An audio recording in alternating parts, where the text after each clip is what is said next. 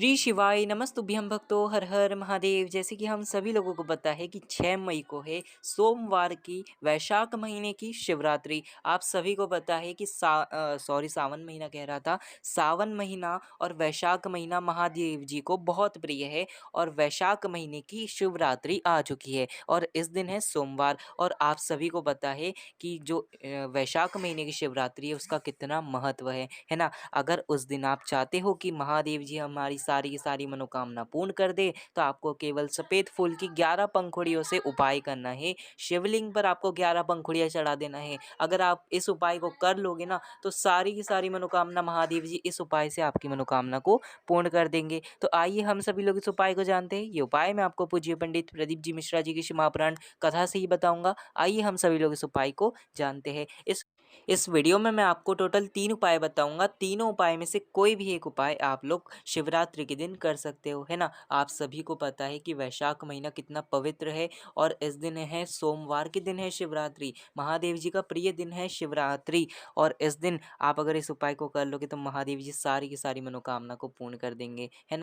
अगर आपके जीवन में बहुत दुख है, बहुत तकलीफ है, आपको किसी बात से रोना पड़ता है कि ये जीवन में सुख नहीं है, या फिर आपकी ऐसी कोई मनोकामना है जो महादेव जी पूर्ण नहीं कर रहे, कोई काम अटक रहा है या धन संपदा की बहुत कमी हो रही है, आपकी ऐसी कोई मनोकामना है, कोई इच्छा है जो महादेव जी नहीं पूर्ण कर रहे, तो इस उपाय को आपको करना चाहिए। क्या करोगे? आपको स्क्रीन पर दिख रहा है एक सफ़ेद पुष्प। ये सफ़ेद पुष्प कौन सा है? तो ये पारिजात का पुष्प है। आप कोई भी पुष्प ले सकते हो, ऐसा ज़रूरी नहीं है कि यही पुष्प लेना है। आप कोई भी पुष्प ले सकते हो, बस केतकी का पुष्प आपको नहीं लेना है, बाकी आप कोई भी पुष्प ले सकते हो। और वो सफ़ेद पुष्प लोगे तो उनकी पंखुड़ियों को तोड़ लेना, है ना। जो ये पंखुड़ियाँ लगी रहती है फूल में, उसे हमें तोड़ लेना है। डंडी हमें साइड में रख देना है, बस हमें पंखुड़ियों का इसमें इस्तेमाल करना है। उसकी फूल की डंडी का नहीं, केवल आपको इस्तेमाल करना है तो केवल पंखुड़ियों का इस्तेमाल करना है। मैंने 11 पंखुड़ियाँ लिखी थी, पर आपको ढेर सारी पंखुड़ियाँ लेना है ना। मैंने 11 पंखुड़ियाँ इसलिए लिखी कि आप सभी को पता है कि हमारे हिंदू धर्म में 11 नंबर जो है वो पवित्र है और इस नंबर के हिसाब से भी आप ले सकते हो। पर हमें महादेव जी का इस उपाय से श्रृंगार करना है तो हमें ज़्यादा पंखुड़ियों की ज़रूरत पड़ेगी ना, तो आप ज़्यादा पंखुड़ियाँ लेना, है ना। आप जितनी लेना चाहो फिर उतनी ले लो। आप लेना चाहो 25-50 फूल की भी पंखुड़ियाँ ले सकते हो। आप ज़्यादा से ज़्यादा पुष्प लोगे तो बहुत ही अच्छी बात है, उनकी पंखुड़ियों को तोड़ लेना, है ना। तोड़कर आपको स्क्रीन पर तो ये गुलाबी पुष्प की आपको पंखुड़ियाँ दिख रही होगी, पर गुलाबी पुष्प कोई भी कलर का पुष्प नहीं लेना है, केवल सफ़ेद पुष्प की ही पंखुड़ियाँ लेना है ना। पंखुड़ियाँ ऐसी तैयार कर लो और बस ये पंखुड़ियों को किसी भी प्लेट में, किसी भी कटोरी में, किसी भी चीज़ में लेकर चल जाना महादेव जी के मंदिर में। प्रदोष काल के समय महादेव जी के मंदिर में शिवरात्रि के दिन पहुँच जाओ और ऐसे मंदिर में जाना जहाँ शाम के समय ज़्यादा भीड़ ना हो, है ना। ज़्यादा भीड़ ना हो या मंदिर में कोई ना हो, ऐसे मंदिर में भी आप जा सकते हो। वहाँ जाकर शाम के समय, प्रदोष काल के समय जाकर महादेव जी का श्रृंगार करना है। जैसे महादेव जी को हमें सजाना है ना। महादेव जी का श्रृंगार करना है, सजाना है हमें महादेव जी को। जैसा सजाना चाहो, जैसे कि जो माता पार्वती जी का हस्तकमल है वहाँ पर आप पूरी पंखुड़ियाँ बिछा दो। शिव जी के शिवलिंग पर आप पंखुड़ियाँ रख दो। आप पंखुड़ियाँ शिव जी के शिवलिंग पर आप चिपका कर कुछ भी आकृति बना दो। यानी कि महादेव जी का सुंदर से सुंदर आपको श्रृंगार करना है ना। श्रृंगार करना आपको प्रारंभ करना है ना। श्रृंगार कर दो महादेव जी का, आराम से श्रृंगार कर कर वापस आपको अपने घर पर आ जाना। बस अगर आप इतना उपाय भी कर लोगे ना तो महादेव जी आपकी सारी की सारी मनोकामना को पूर्ण करेंगे, सारी की सारी विशेष को पूर्ण कर देंगे। तो बस ये था गुरु जी का पहला उपाय जो कि आज की इस वीडियो में हम सभी लोगों ने जाना। अब जानेंगे हम सभी लोग गुरु जी का दूसरा उपाय जो कि होने वाला है आपके घर में धन संपदा की वृद्धि के लिए। अगर आपके घर में कमाई कम है, खर्चे ज़्यादा होते हैं, धन टिकता नहीं है, कमाई के स्रोत बंद हो चुके हैं, यानी कि व्यापार भी नहीं चलता, अब आपका काम भी ठीक से नहीं होता है, जिसके कारण आपके घर में धन संपदा की वृद्धि नहीं हो रही, कहीं व्यापार गिरते जा रहा है, कहीं आप उन्नति की सीढ़ी पर नहीं, तो इस उपाय को आपको करना चाहिए। क्या करोगे? आपको स्क्रीन पर दिख रहा होगा एक दिया, तो इसी प्रकार से आपको एक दिया ले लेना। एक मिट्टी का दिया लेना, या फिर मिट्टी का दिया नहीं ले सकते तो आप आटे का दिया बना लेना। उसके अंदर एक लंबी बाती रख देंगे, एक लंबी बाती रख दो, उसमें गौ माता का घी भर लो, है ना। भैंस माता का घी मत भरना, गौ माता का ही घी भरना और ऐसा दिया तैयार करना। उसके अंदर हम क्या क्या डालेंगे जरा ध्यान से सुनना।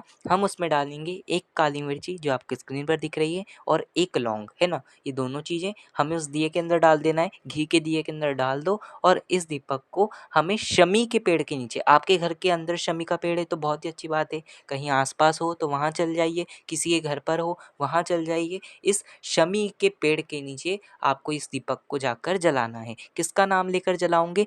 तुमरुका जी का, तुमरुकेश्वर महादेव जी का नाम लेकर आपको इस दीपक को जलाना है। तुमरुका जी का नाम लेकर आपको धन संपदा की वृद्धि कहते हुए साथ ही साथ महादेव जी से जो मन की कामना यानी कि धन संपदा को लेकर ही मनोकामना है या कर्जा बढ़ रहा है, धन नहीं आ रहा, तो भी वही सब मनोकामना कहते हुए श्री शिवाय नमस्तुभ्यम कहते हुए उस दीपक को हम शमी के पेड़ के नीचे जला देंगे और जलाकर वापस अपने घर पर आ जाएंगे। जो व्यक्ति सोमवार के दिन और वो भी शिवरात्रि के दिन इस उपाय को कर लेगा। इस उपाय को शिवरात्रि के दिन ही किया जाता है, तो इस उपाय को कोई भी शिवरात्रि के दिन कर लेगा ना तो उसके घर में संपदा की कमी तो होगी ही नहीं। तो इस उपाय को आप हर शिवरात्रि पर करना शुरू कर दो। शमी के पेड़ के नीचे दिया लगाना शुरू कर दो। उसके अंदर एक काली मिर्ची और एक लौंग डालकर तुमरुका जी का नाम लेकर उस दीपक को लगाना प्रारंभ कर दो। धन संपदा की कभी कमी आएगी ही नहीं। तो इस उपाय को आप लोग कर सकते हो। ये था गुरु जी का दूसरा उपाय जो कि आज की इस वीडियो में हम सभी लोगों ने जाना। अब जानेंगे हम सभी लोग गुरु जी का तीसरा उपाय जो कि होने वाला है आपके घर के हर व्यक्ति के लिए। अगर आपके कोई घर में जिसकी उन्नति नहीं हो रही, कोई व्यापार करता है उसको उन्नति नहीं मिल रही, या घर में से कोई भी इस उपाय को अगर कर लेगा ना तो उसकी उन्नति होना प्रारंभ हो जाएगी। उसे पीछे मुड़कर कभी देखने की ज़रूरत नहीं होगी। उसके घर में धन संपदा, गाड़ी बंगला सब होगा उसके पास, अगर वो इस उपाय को करेगा शिवरात्रि के दिन तो, है ना। तो आप इस उपाय को हर परिवार से या खुद इस उपाय को करना ना भूले। शिवरात्रि के दिन इस उपाय को करना ही है सभी को, है ना। भले आपको कुछ भी चाहिए, धन संपदा चाहिए, घर चाहिए, कोई कार चाहिए, कोई गाड़ी चाहिए, नहीं है आपके पास, आप चाहते हो कि हमारा खुद का घर हो जाए, नहीं है, कोई भी ऐसी मनोकामना है, तो उसके लिए आपको क्या करना है, एक मिट्टी का कलश लेना है। देखिए मैं आपको इस वीडियो को बनाकर सबसे पहले ही आपको बता दे रहा हूँ कि मिट्टी का कलश नहीं हो तो लेकर आना, ज़्यादा महंगा नहीं मिलेगा। छोटा सा 15-20 रुपए का एक छोटा सा कलश आता है, उसको आप ला सकते हो मार्केट से, उसे ले आना। और उसके अंदर आपको रविवार के दिन, है ना, रविवार की रात को उसके अंदर जल भर दो और उस जल को ढक कर, कोई भी प्लेट से ढक कर, हमें जहाँ पर हम पानी पीते हैं, जहाँ हमारा आरओ लगा है, जहाँ हमारी फ्रिज है, वहाँ ले जाकर वो मटके को हमें रख देना है। जो मटकी है हमारे पास छोटी सी, उसे हमें रख देना है वहीं पर आरओ के पास, रात भर रखे रहने दो रविवार की। और सोमवार जब आए, शिवरात्रि का दिन जब आए, तब शिवरात्रि के दिन सुबह वो जल को एक तांबे के कलश में डाल लेंगे। एक तांबे के कलश में उस जल को हमें डाल देना है और उस तांबे के कलश में हमें एक बेलपत्र डाल देना है, या बेलपत्र नहीं डालते हो तो उस बेलपत्र को उसके अंदर केवल छुआना है। आप डाल भी सकते हो उसके अंदर, नहीं डालना हो तो केवल आप उसके अंदर डालकर वापस निकाल लेना। पर इतना ध्यान रखना कि उसके अंदर आपके हाथ की उंगलियां ना जाए, है ना, हाथ की उंगलियां नहीं जाना चाहिए उसके अंदर। आपको हाथ नहीं डालना है, हथेली नहीं डालना है, उंगली नहीं डालना है उसके अंदर।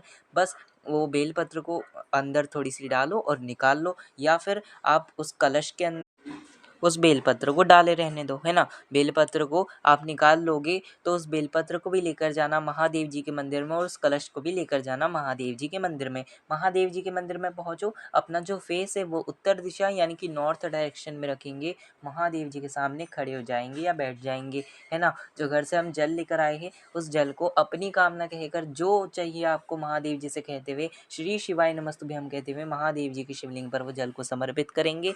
महादेव जी से मन की कामना कहकर आएंगे और जो बेलपत्र है आपके पास उस बेलपत्र को भी समर्पित कर देंगे। बस इतना उपाय कर लो।